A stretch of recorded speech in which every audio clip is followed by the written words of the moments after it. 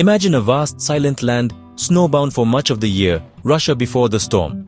Life for millions of peasants revolved around the village, the church, and endless fields.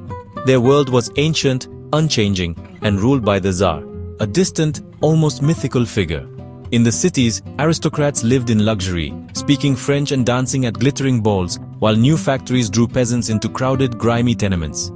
The old faith in the Tsar began to crack as workers faced harsh conditions and new ideas spread.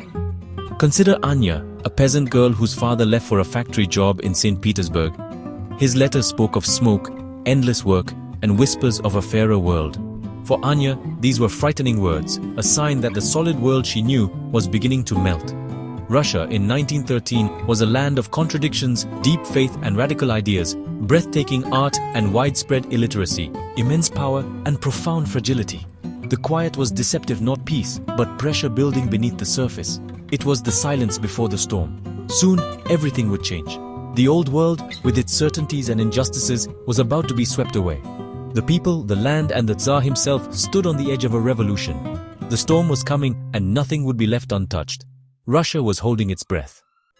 Tsar Nicholas II, devoted to his family and tradition, was ill-suited for a nation in crisis. He clung to the past, guided by the Tsarina and the mysterious Rasputin, while his people starved and suffered. In 1914, Russia entered World War I. Patriotism soon gave way to horror as millions died, ill-equipped and hungry. The war machine devoured Russia's youth and wealth, while the home front faced empty breadlines and rising anger. Mothers waited for hours in the cold for bread that never came. Hunger and resentment grew louder in the streets, factories and barracks. Everyone wanted change. Workers demanded bread, soldiers wanted peace, peasants longed for land, and even the middle class lost faith in the Tsar.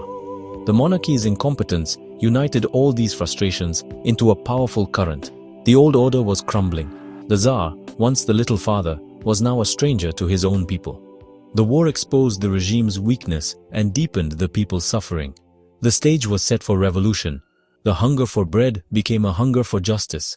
Russia was ready to explode. The storm was about to break. The revolution began not with a plan, but with women demanding bread on International Women's Day, February 1917. Their protests sparked a mass movement. Workers joined, and soon 200,000 filled Petrograd's streets.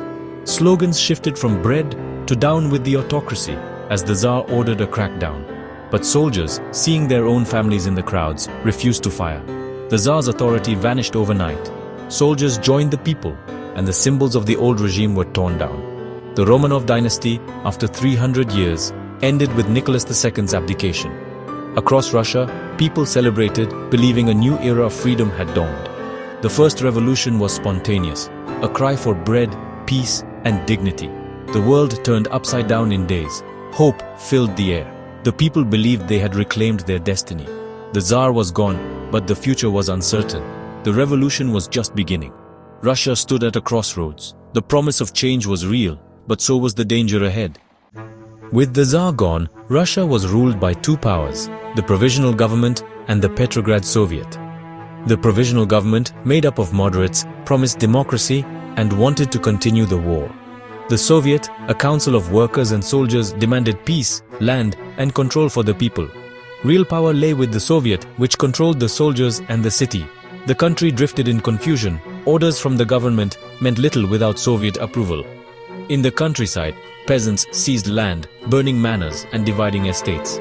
The government condemned the chaos, but was powerless to stop it. The war dragged on, and a failed military offensive shattered faith in the provisional government.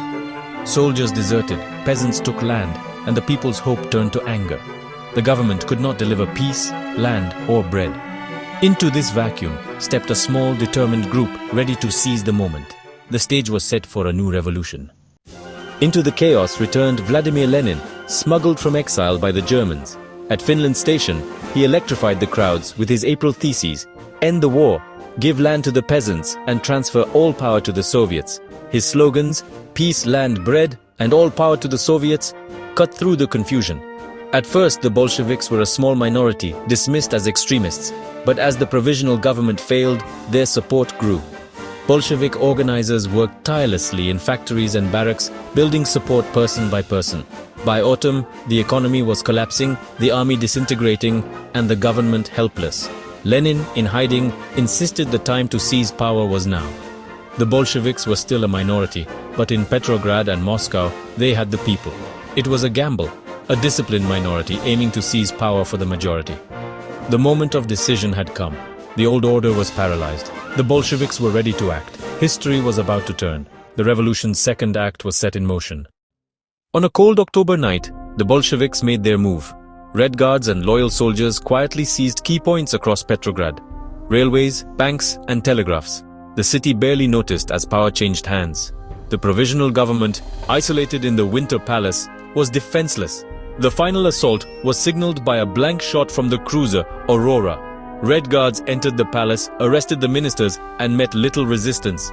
The takeover was almost bloodless. At the Smolny Institute, the Congress of Soviets erupted in cheers as news arrived.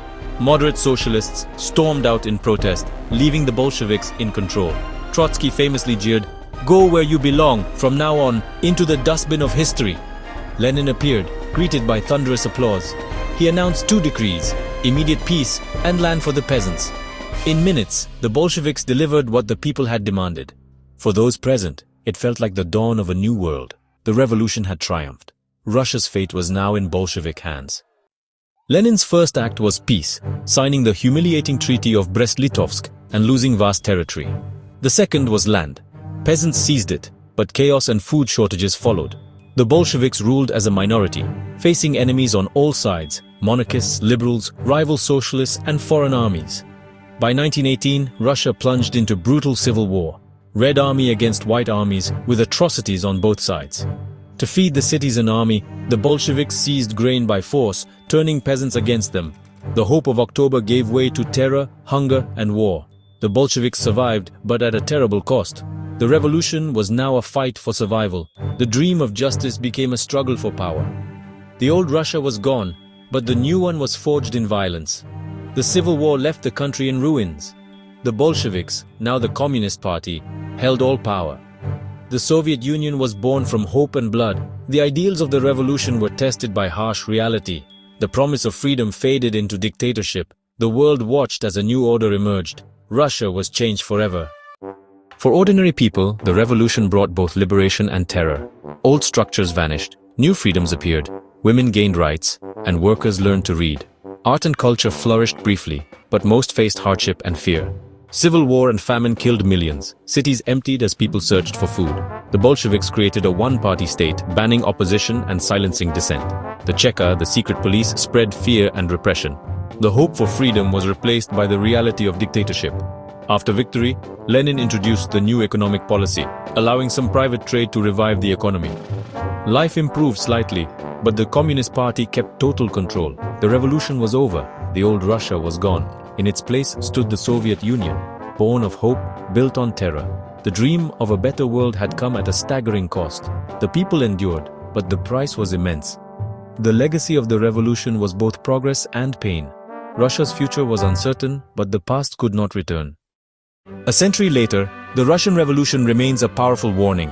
It shows the danger of inequality and the explosive force of ignored suffering. The hope for justice can inspire, but it can also be twisted into tyranny.